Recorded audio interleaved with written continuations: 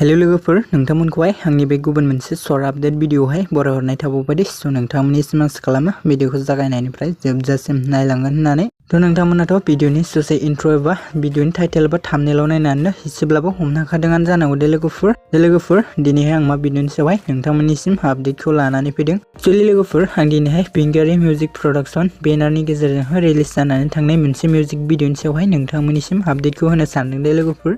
ओमफ्राय लोगोफोर बे मिउजिक भिडिअनि टाइटेलानो जाहैबाय लाइजाम दे लोगोफोर। एक्चुअली लोगोफोर बे लाइजाम मिउजिक भिडिअनि आपडेटखौहाय आं नोंथांमोननिसिम सिगाङावहायनो आपडेट खालामना होखादोंमोन दे लोगोफोर। थ' लोगोफोर बे भिडिअआ दायोहाय रिलिज जाबाय दे। ओमफ्राय लोगोफोर नोंथांमोना सोर सोर बे लाइजाम आबुं मिउजिक भिडिअखौ नायखांखो कमेन्टनि गेजेरजों फोरमायहरबानो जाबाय दे लोगोफोर।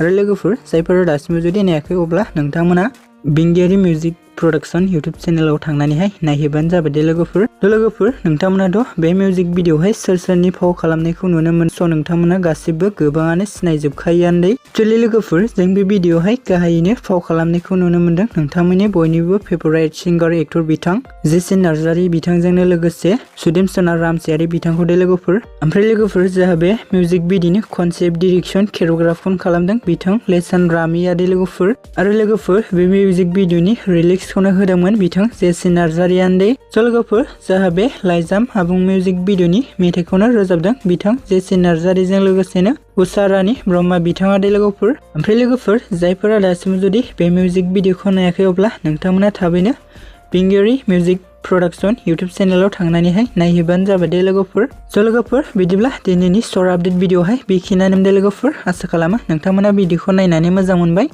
भिडिअखौ जुदि नायनानै मोजां मोनदोंब्ला अन्नानै खनसे लाइक आरो चेनेलखौ बेबायदिनो गोदान भिडिअफोरनि आपडेटखौ मोननो थाखाय साबस्क्राइब खालामना खाथियाव थानाय नटिफिकेशनखौबो अल प्रेस खालामना लाबानो जाबाय दे लोगोफोर।